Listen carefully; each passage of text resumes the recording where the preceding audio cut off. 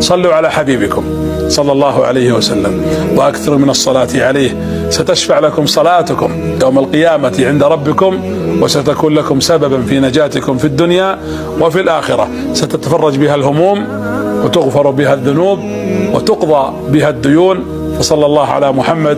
السلام عليكم ورحمة الله وبركاته. السلام عليكم ورحمة الله وبركاته. الفاجي الاستثمار الداجني. هنتكلم عن فكرة عمل النبل. ان كان في حد سألني بيقول لي هو النبل ده متعرفش بيشتغل ازاي وفكرته ازاي؟ النبل 360 درجة اللي هو ده.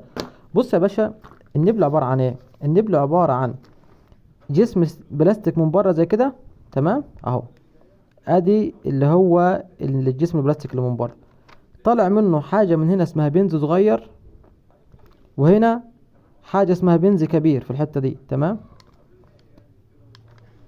ده اللي هو البنز مين؟ البنز الكبير، البنز الكبير، تمام؟ وده البنز الصغير. ما بينهم بيكون في حاجة اسمها بلية، بتبقى مدورة بتكفل ما بين البنز الصغير والبنز الكبير، دي اسمها بلية، تمام؟ دي اسمها ايه؟ بلية. ايه اللي بيحصل؟ اللي بيحصل ان الكتكوت بيخبط بمنجره البنز الصغير اللي هو ده، تمام؟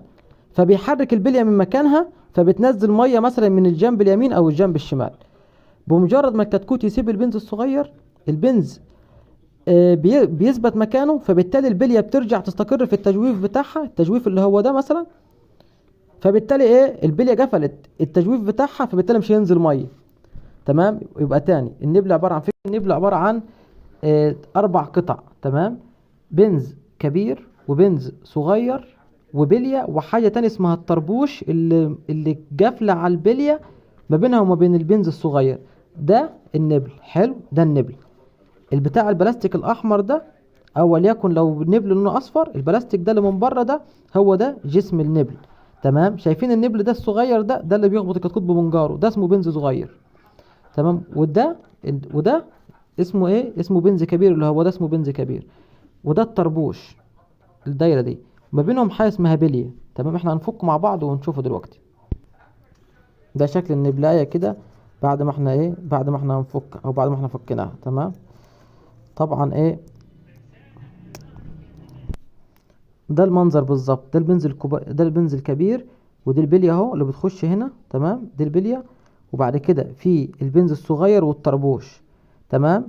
البنز الصغير ده بيتحرك، تمام؟ طبعا فبيحرك البليه من مكانها، تمام؟ فالبنز الكبير بيتحرك فيدخل ميه ايه؟ فيدخل ميه في النبل، فالميه تعدي تنزل تحت ايه؟ لمنجر الكتكوت. بس فاحنا لما نيجي نركبه، زي ما في فيديو احنا اتكلمنا فيه ازاي نفك النبل اصلا، اللي ما شافوش يخش يشوف الفيديو ده. بنركب الطربوش كده والنبل بيركب معايا اهو. النبل بيركب معايا، بس انا طبعا بصور بايد واحده. النبل ايه؟ هيركب معايا على طول.